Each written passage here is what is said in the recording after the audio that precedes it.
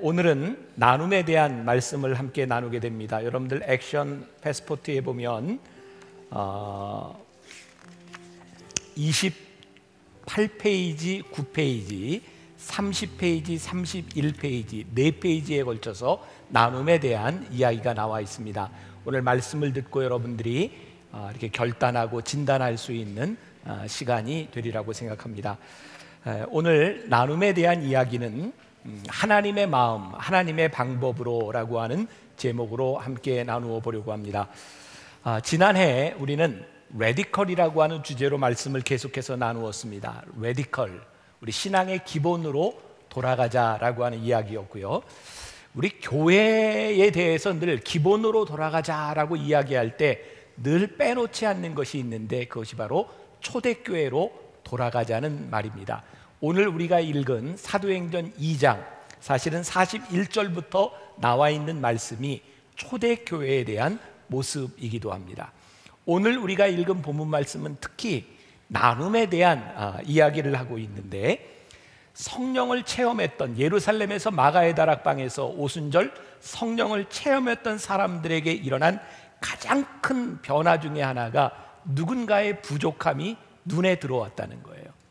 여러분, 나눔은 그냥 우리들이 불쌍히 여기는 마음으로 하는 것, 그것이 신앙적인 나눔이 아니라 성령께서 우리들에게 주시는 마음으로 하는 것, 그것이 성경에서 이야기하고 있는 나눔에 대한 이야기입니다. 우리들은 태어나면서부터 착한 성품을 가진 사람들이 많이 있습니다. 또 남을 긍휼히 여기는 마음을 가지고 있는 사람들도 있습니다. 오늘 여러분들과 나누려고 하는 것은 하나님의 마음과 하나님이 우리들에게 주시는 나눔에 대한 이야기입니다. 초대교회에 보니까 성령의 역사가 일어났고 그들이 각 사람의 필요를 따라 나누기 시작했을 때 오늘 본문 말씀 47절에 두 가지가 나오고 있는데, 이들은 하나님을 찬미하고 백성들에게 칭송을 받았다라고 되어 있어요. 그랬더니 어떤 결과가 일어났냐면 하나님께서 구원받는 숫자를 더해 주셨다라고 말씀하고 있습니다. 기독교 역사를 통해 보면 교회가 부흥하는 그 시점에는 놀랍게도 예수를 믿는 사람뿐만 아니라 세상 사람들이 교회를 칭송하는 일들이 일어납니다. 교회는 하나님을 예배하기 위해서 존재합니다. 교회는 백성들에게 칭송을 받기 위해서 세워진 것이 교회가 아닙니다. 그런데 교회가 하나님을 진정으로 예배하게 될 때 백성들에게 칭송을 받는 일들이 자연스럽게 따라오는 것을 보게 됩니다. 예배라고 하는 것을 영어로 worship이라고 하는 말도 쓰지만 service라고 하는 말을 씁니다. 하나님께 우리들이 섬긴다는 이야기입니다. 이 서비스라고 하는 말은 예배에만 쓰이는 것이 아니라 누군가를 돕는 일, 그것에도 사용이 됩니다. 여러분, 우리가 하나님을 예배해요. 그런데 우리들이 밖으로 나가면 세상 사람들을 섬기지 않아요. 온전한 예배가 아닙니다. 우리들이 세상에서 좋은 일을 얼마든지 많이 할 수 있습니다. 그러나 하나님을 예배하지 않는 선한 일들은 크리스찬의 일은 아닌 것 같습니다. 이 레디컬 워십, 레디컬한 우리의 신앙이라고 하는 것은 우리들에게 근본적인 이유를 묻습니다. 너희들이 나누고 다른 사람을 돕는 이유가 무엇인가? 얼마 전에 제가 한 지방의 교회 집회를 갔을 때입니다. 집회하는 중에 그런 얘기를 들었어요. 이 교회 성도들 중에 한 무리가 교회를 떠나갔다는 거예요.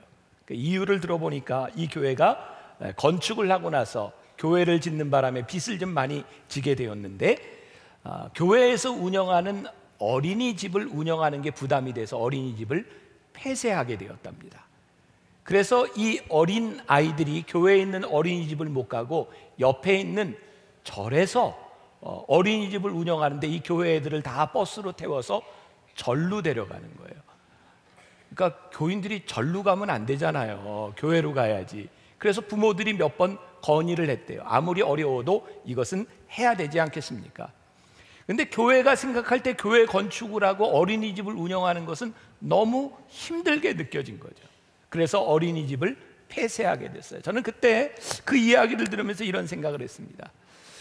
교회가 지어졌다고 하는 것, 우리들이 하나님을 믿는다고 하는 것은 세상의 경제적인 논리로 설명되거나 세상의 경제적인 논리가 적용되는 것이 되어서는 안 되겠다. 교회가 교회인 것은 경제적인 논리가 아니라 하나님의 마음이 있는 곳에 교회가 어떻게 헌신하느냐, 그때 교회이지 경제적인 논리로 따지는 것은 교회가 아니라는 생각이 듭니다. 이런 이야기뿐만 아니라 교회에서는 많은 일들을 합니다. 그런데 교회에서 아무리 많은 일을 해도 교회가 하고 있는 그 일에 하나님의 마음이 없다면 그것은 교회의 사역이 아닙니다. 단지 우리는 분주한 일을 하고 있을 뿐입니다. 그래서 우리는 교회에서 하고 있는 일들 가운데 늘 그런 물음을 던져야 합니다. 여기에 하나님의 마음이 있습니까? 우리들이 나눔을 얼마든지 할 수 있습니다. 그러나 그 나눔 가운데 하나님의 마음이 있습니까? 라고 하는 물음을 던져야 하는 거죠. 출애굽기 16장 17절부터 18절까지 말씀에 보면 이스라엘 백성들이 광야를 지날 때 만나를 하나님께서 주셨는데 이런 내용이 있어요. 이스라엘 자손이 그같이 하였더니 그 거둔 것이 많기도 하고 적기도 하나 오멜로 되어 본즉 많이 거둔 자도 남음이 없고 적게 거둔 자도 부족함이 없어 각 사람은 먹을 만큼만 거두었더라. 이게 무슨 이야기입니까? 너희들이 하루 먹을 만큼만 너희들이 걷어가라. 만나가 내렸거든요. 그랬더니 자기들이 거두어 갔는데 모자람도 없고 남음이 없더라. 이렇게 좋은 이야기입니다. 근데 저는 이 말씀을 묵상하다가 그런 생각이 들었어요. 이스라엘 백성 공동체가 광야를 지나는 동안 거기에 어린아이부터 나이 많은 사람까지, 건강한 사람부터 연약한 사람까지, 혹은 장애인도 있었을 텐데 그들이 나가서 어떻게 똑같이 거둘 수 있었겠는가? 이것은 그런 이야기가 아니구나. 모든 사람이 나가서 거뒀는데 어떤 사람은 적게 거둘 수밖에 없었고 어떤 사람은 많이 거둘 수 있는 능력이 있었는데 아무도 모자람이 없었다고 하는 이야기는 적게 거둔 사람에게 많이 거둔 사람이 주었구나. 오늘 하나님의 명령이 너희들이 먹을 만큼 거두어라 라고 하는 것은 모든 사람들이 똑같은 능력을 가지고 있었기 때문이 아니라 가지고 있는 사람들이 필요한 사람들을 도울 수 있었기 때문에 일어난 일이라는 거예요. 오늘 우리가 읽은 본문 말씀 초대교회 공동체에 이런 말씀이 나오죠.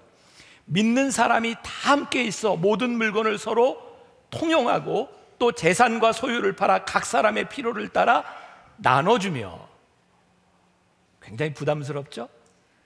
예수를 믿고 성령을 받았더니 내가 가지고 있는 것을 가지고 필요한 사람을 따라 나눠주며. 안 부담스러우세요? 안 할 생각이라 그런가 굉장히 부담스럽게 느껴야 되는데, 초대교회 공동체를 보니까 내가 가지고 있는 것을 가지고 내가 주고 싶은 만큼 줬다가 아닙니다. 나눔에 있어서 내가 주고 싶은 것을 주는 이기적인 나눔이 있고 그 사람의 필요를 따라 나누어주는 이타적인 나눔이 있습니다. 그런데 초대교회에 일어났던 일들은 뭐냐면 그 사람의 필요를 따라 나누어 주고 싶은 마음이 생긴 거예요. 왜? 하나님의 마음으로 사람들을 보기 시작한 거죠. 오늘 사도행전 2장 47절에 보니까 그 결과가 어떻게 나오냐면 하나님을 찬미하며 온 백성에게 칭송을 받으니 주께서 구원받는 사람을 날마다 더하게 하셨다. 자, 요즘 교회에 대한 비판들 중에 이런 말들이 있습니다.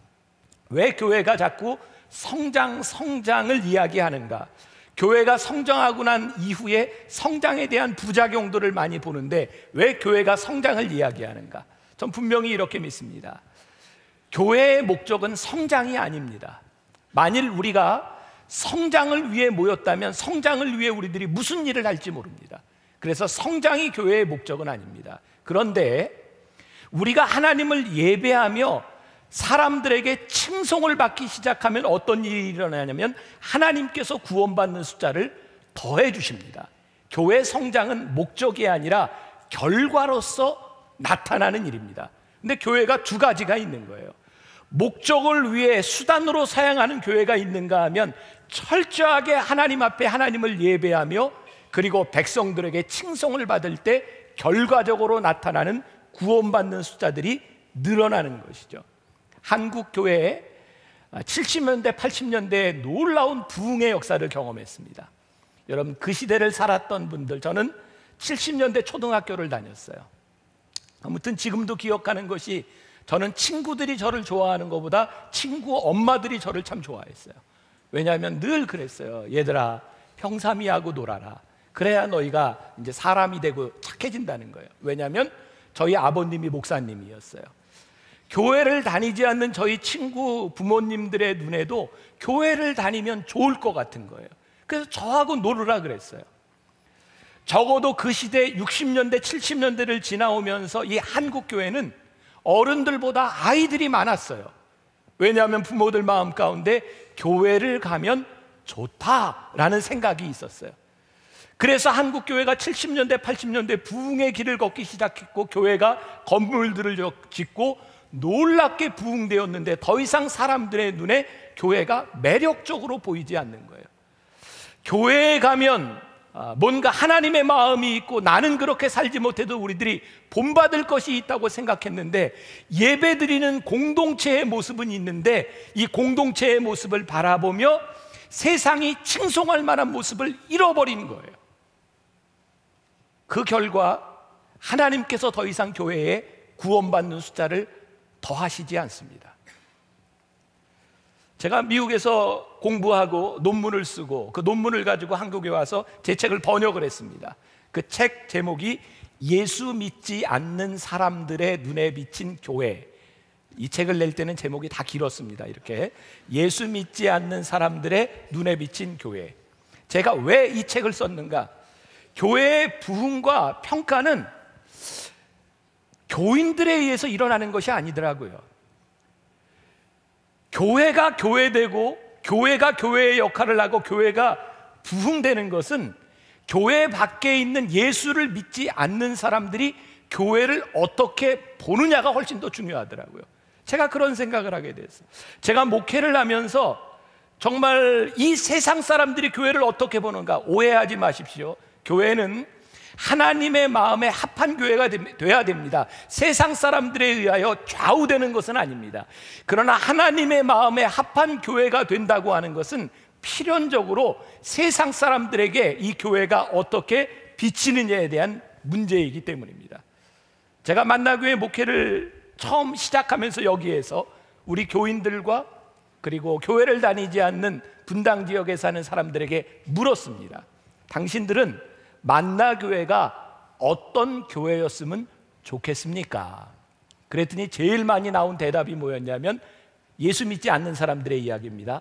교회는 세상을 돕는 역할을 하면 좋겠습니다. 제가 그때, 제가 이게 옳다는 이야기는 아닙니다. 우리 교인들에게 이런 이야기를 해서, 제가 여러분들에게 지금부터 전도하라는 얘기 하지 않겠습니다. 저희 교회에서 전도하라는 얘기 들어보셨나요? 네, 저는 이런 꿈을 꿉니다. 전도하라는 이야기를 하지 않아도 전도가 될 수 있는 교회가 돼야 정상적이지 않을까. 우리가 교회를 오라라고 이야기하지 않아도 그 교회에 대한 매력을 느낄 수 있는 것이 교회가 아닐까. 초대교회에 베드로가 성령 체험을 하고 설교를 합니다. 하루에 3,000명이 복음을 받아들입니다. 그 다음에 설교할 때 5,000명이 한꺼번에 교회 공동체 안으로 들어옵니다. 도대체 무슨 일이 있었는가? 사람들이 베드로를 협박합니다. 네가 뭐 하는 것이냐? 그때 베드로는 자신 있게 얘기합니다. 내가 이렇게 선한 일을 했는데 너희들이 나에게 왜 이런 일을 하는가? 복음에 대한 매력, 그것이 오늘 우리들에게 있는가? 제가 오래전에 청년들을 데리고 중국에 단기 선교를 간 적이 있어요. 그 당시에는 벌써 10여 년 전이니까 중국이 지금하고는 많이 틀렸을 때입니다. 대부분의 사람들이 자전거를 타고 다녔고요. 그리고 그 당시에 사람들은 옷이 일률적으로 똑같았어요. 제가 6월 말쯤 같은 것으로 기억을 하는데, 연변을 이렇게 쫙 들어가는데 모든 사람들이 자전거를 타요. 여자들은 하얀 블라우스에 까만색 미니스커트를 입고 자전거를 타요. 그리고 치마가 긴 여자들은 그게 거추장스러우니까 치마를 이렇게 들고 핸들에다 놓고 자전거를 타요. 그 안에 자전거 타는 여자들 사이를 딱 들어가는 동안 차 안에 있던 남자들이 아무 소리도 하지 아니하고 뭘 하고 있었을까요? 창밖을 내다보고 있었어요. 저는 어떻게 했을까요? 저는 목사라 살짝 보고도 못 본 척하고 저도 보고 있었어요. 여러분들에게 물어봅시다. 건강한 남자가 미니스커트를 입고 자전거를 타는 여자를 바라보는 게 정상입니까? 비정상입니까? 정상이죠. 여기 좀 연세가 든 여자분들도 멋있는 남자를 보면 눈길이 갑니까? 안 갑니까? 눈길이 가죠. 지금 저를 이렇게 쳐다보고 있는 것도 그런 이유인 거죠. 네. 멋있는 남자를 보면 눈길을 가는 게 본능 아니겠습니까? 저는요 그런 생각을 해요. 교회가 적어도 세상 사람들에게 눈길을 받을 수 있는 공동체가 되지 않으면 어떻게 복음을 전할 것인가? 우리가 아무리 예수를 믿으라고 이야기를 하고 우리들이 복음을 이야기해도 세상 사람들이 교회를 보기 싫어한다면 어떻게 이 안에 복음의 역사가 일어날 수 있겠는가? 제가 만나교회 목회를 하면서 저에게 들어온 생각이었습니다. 전도하지 말라라고 하는 것이 아니라 우리들이 아무리 전도를 해도 사람들의 마음을 움직이지 못하고 얼굴을 찌푸리게 하는 것이 아니라 그들의 마음을 열 수 있는 복음대로 살아가는, 복음을 말하는 것이 아니라 복음을 사는 것이 무엇이겠는가? 적어도 세상이 교회를 바라보며 교회가 나눔의 공동체가 되었으면 좋겠다라고 하는 것은 아주 중요한 부분일 수밖에 없어요. 그래서 저희 교회가 제가 담임 목회를 시작할 때 빚이 참 많은 교회였지만 우리 장로님들에게 누군가 돕고자 도와달라고 하면 도와주십시오. 심지어는 저기 이거 가까운 곳에서 복지관을 운영하는 스님이 저희 교회에 도와달라고 해도 도와줬어요. 괜찮죠? 아니에요? 그래서 부활절과 크리스마스가 되면 그 스님이 저에게 늘 꽃을 보내요. 축 부활, 축 성탄에서 저에게 화분을 보내요. 여러분 제 말을 잘 들으십시오. 제가 불교를 포교하거나 불교에도 구원이 있다 그런 말이 아닙니다. 하나님께서 그들을 바라보는 그곳에도 하나님의 마음이 있고 하나님이 그들을 구원받기를 원하신다면 그들에게 복음의 문이 열려질 수 있도록 우리들이 친절과 도움과 나눔의 일들은 하나님께서 우리들에게 주신 예배를 드리는 우리들을 통해서 세상에 칭송을 받도록 하는 아주 중요한 것이 아니겠는가? 교회의 가장 큰 사명은 교회를 통하여 하나님을 볼 수 있도록 하는 거예요. 교회가 교회의 모습을 드러내는 것, 교회의 문제는 착하고 선한 일을 하지 않는 것이 아니라 착하고 선한 일을 하면서 교회를 드러내기를 원한다는 거예요. 교회의 이기적인 모습이 드러나기를 원한다는 거예요. 아마 이전 예배 계셨는지 지금 예배를 드리는지 모르겠어요. 몇 주 전에 저희 교회 탈북을 한 어떤 여자분이 등록을 하셨어요. 저하고 사진을 찍으면서 계속 그래요. 목사님, 저는 이 남한에 와서 사는 동안 절대로 교회 안 믿습니다. 교회 안 믿습니다. 계속 교회를 안 믿는데요. 그래서 제가 그랬어요. 교회를 믿지 마십시오. 왜 교회를 믿습니까? 우리는 교회를 믿지 않습니다. 하나님을 믿는 공동체입니다. 여러분들이 교회를 믿으면 실망합니다. 교회는 교회일 뿐입니다. 우리들에게 드러나는 것은 교회의 모습이 아니라 우리들 가운데 계시는 하나님의 모습이 드러나도록 해야 하는 것입니다. 그래서 우리 교회가 이 나눔에 대한 건 이것은 우리들이 해도 되고 안 해도 되는 것이 아니라 각 사람의 필요를 따라 나누어지는 일들은 우리들에게 주어진 너무나 중요한 사명에 대한 문제라는 거예요. 사도행전 20장 35절에 보니까 주 예수께서 친히 말씀하신 바 주는 것이 받는 것보다 복이 있다 하심을 기억하여야 할지니라. 어떤 사람이 부자고 어떤 사람이 가난해요. 여러분들 부자로 살고 싶어요? 가난한 자로 살고 싶어요? 아, 이것도 한번 해야 되겠다. 여러분들 주님의 이름으로 부자 되기를 간절히 소원합니다. 네, 그게 속마음이죠. 우리 부자 되고 싶어요. 근데 중요한 건 부자라고 하는 것이 돈의 액수에 달린 문제가 아니라는 거예요. 우리가 흔히 하는 말처럼 부자는 누군가를 도울 수 있는 마음이 있을 때 부자입니다. 그러나 늘 우리들의 마음 가운데 부족하다고 하는 것은 가난한 사람입니다. 우리가 부자가 되는 축복을 누릴 수 있는 것은 누군가의 필요가 우리들 눈에 들어오고 우리들 마음에 하나님의 마음이 들어오기 시작할 때 우리들이 부유한 삶을 살려. 지구가 100명이라면 이라고 하는 책에 보면 그런 이야기가 나와요. 만일 당신 지갑에 조금이라도 돈이 있다면 당신은 100명 중에 8사람에 속하는 사람입니다.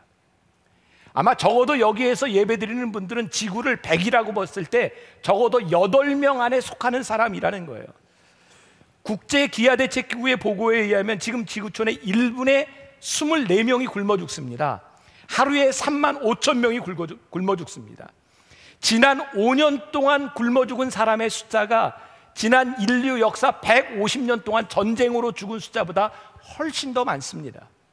문제는 이 땅에 절대적으로 식량이 부족해서가 아니라 이 땅에 나눔이 이루어지지 않아서 죽어가고 있는 사람이 있다는 사실이에요. 우리 교회에 하나님이 주신 굉장히 중요한 고민이 무엇입니까? 하나님, 우리들에게 주신 것, 우리 교회를 통해서 하나님의 마음이 어떻게 전달되어야 하겠습니까? 하나님이 아파하는 곳에 우리도 아파할 수 있는 그것이 무엇입니까? 하나님의 마음이 보이기 시작할 때 이 예배하는 공동체에서 우리가 할 수 있는 일들이 생기지 않겠는가? 저는 만나교회를 보면서 우리들이 온전한 공동체는 아니지만 정말 감사하는 일이 있어요. 저희 만나교회가 천막을 치고 시작할 때부터 우리 1세대 만나교인들 마음 가운데 다음 세대를 키워야 되겠다는 마음을 주셔서 그 당시에 장학위원회가 만들어져서 책을 팔고 테이프를 팔면서 장학기금을 모으기 시작했어요. 그렇게 모으던 장학기금이 제가 담임 목사가 되면서부터는 권사로 임명되는 분들에게 제가 감사헌금을 하라 그랬어요. 없는 분들은 안 해도 돼요. 권사라고 하는 직분을 돈을 주고 사는 게 아니에요. 권사가 된 분들이 감사하는 헌금을 하게 하고 못하는 분들은 할 수 없고, 그리고 그분들이 모은 것들을 매년 장학기금으로 모이기 시작했어요. 바로 지난해로 장학기금이 20억을 넘어섰어요. 그래서 그 장학기금을 가지고 매년 2억씩 이제 학생들을 키우는 일에 우리들이 하고 있어요. 저 놀라운 일이라고 생각해요. 추수감사절 때가 되면 우리 교회에서 시작한 일이 있어요. 과일 가져오기. 처음에 그거 잘 안 될 거라 그랬어요. 분당 사람들이 얼마나 뺀질뺀질한데 그 과일 가져오라는 거 가져오겠습니까? 근데 제가 그랬어요. 우리 목사님들에게 됩니다. 우리의 뜻이 있으면 됩니다. 과일 아무거나 가져오지 말고 좋은 걸로 가져오세요. 몇 해 동안 저희 교회 앞에 모든 과일 상점들이 과일이 동이 났었습니다. 지난해 여러분들이 가져온 과일을 박스로 쌌는데 800박스가 나왔어요. 우리 지역에 있는 요번에도 그 스님이 운영하는 복지관에도 보냈어요. 다 보냈어요. 우리들이 모았던 그 일들을 나누는 일, 허접한 것이 아니라 우리들의 마음을 가지고 감사를 나누는 일, 얼마나 귀한 일인지 몰라요.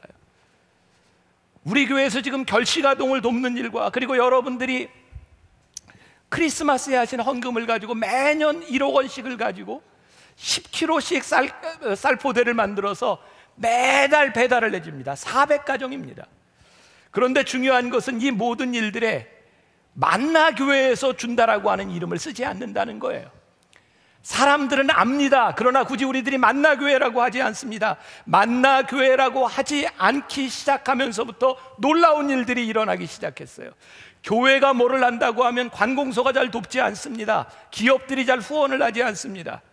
그런데 그 사람들이 함께 후원하기 시작했어요. 교회라고 하는 이름을 빼니까 하나님의 일이 더블로 만들어지기 시작했어요.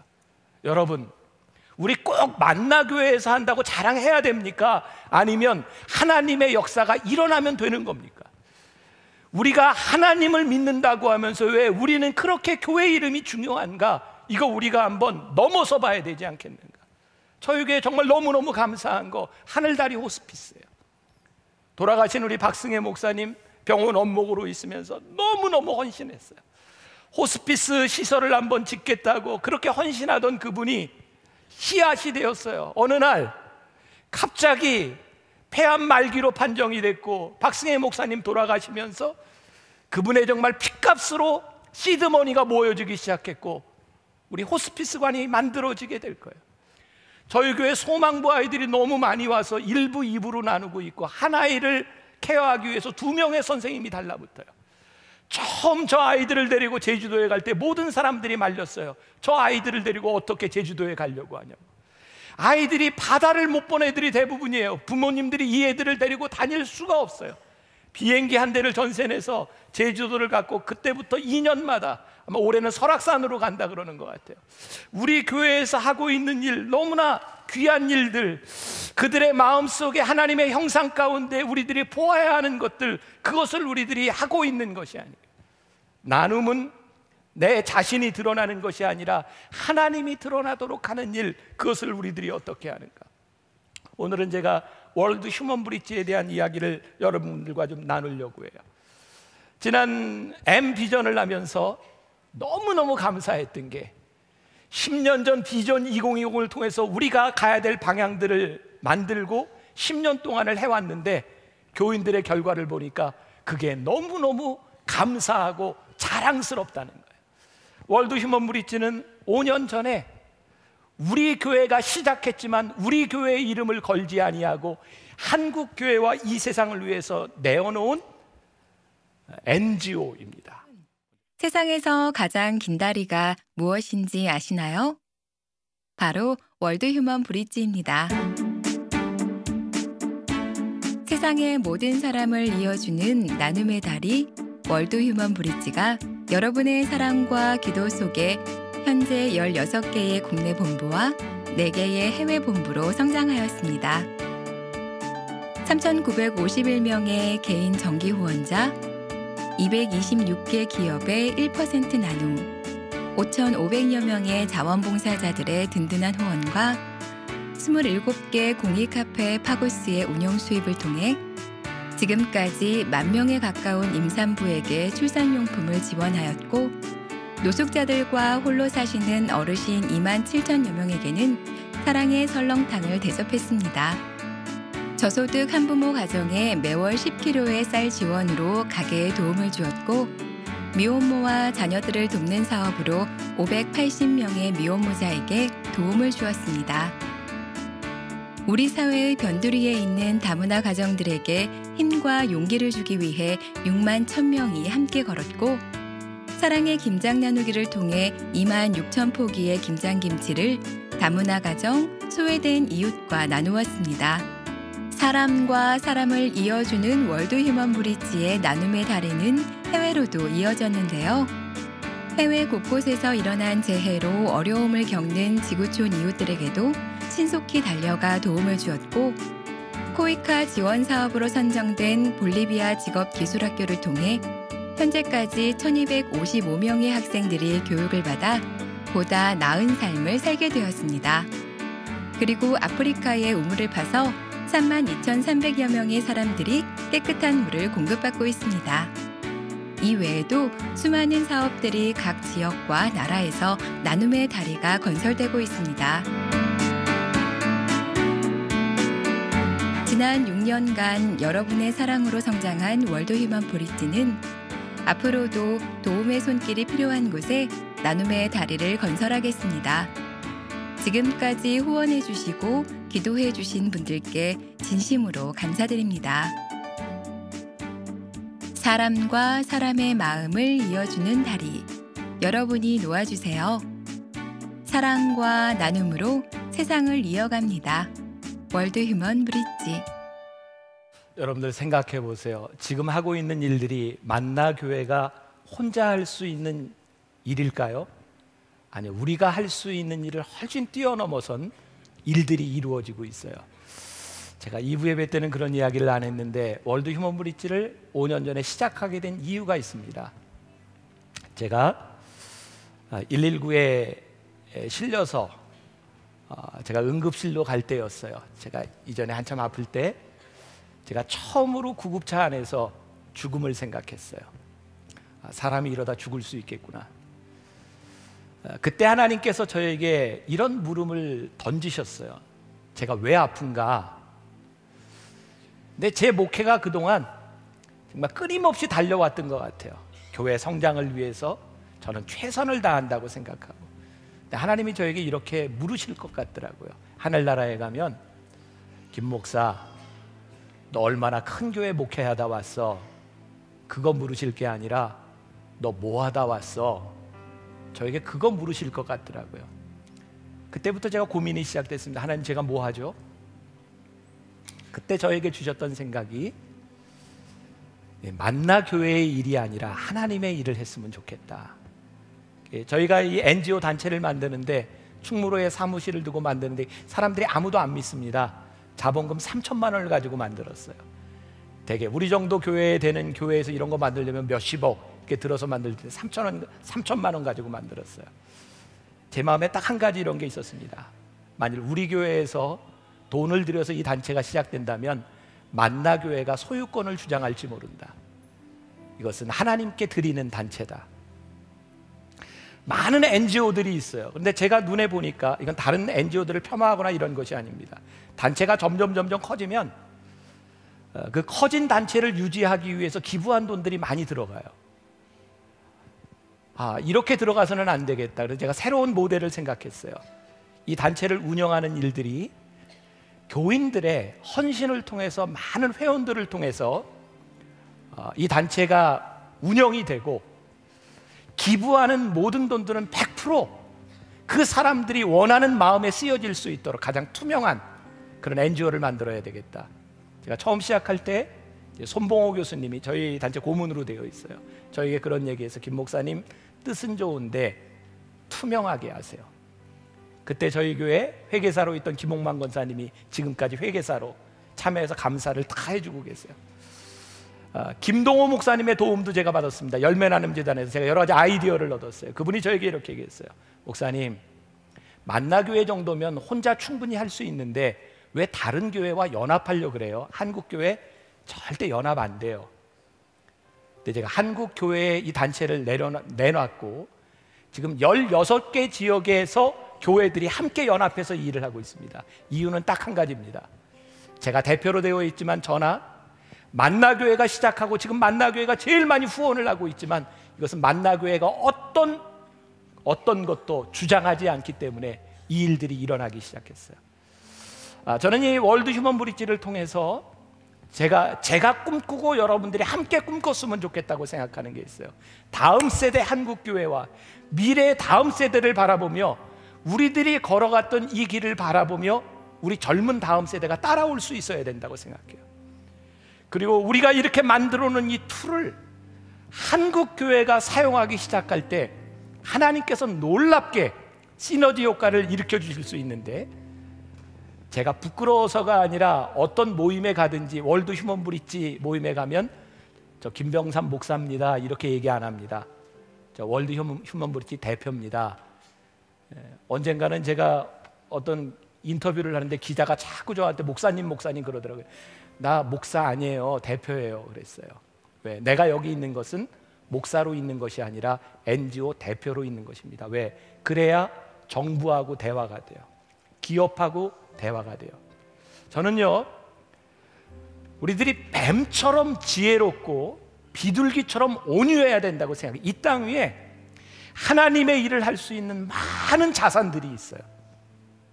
그런데 우리들이 교회의 이름으로 하나님의 일을 하는 것이 아니라, 우리 크리스찬들이 하나님의 이름으로 교회 일을 하기 시작할 때 하나님께서 하실 수 있는 일들이 너무너무 많이 있어요.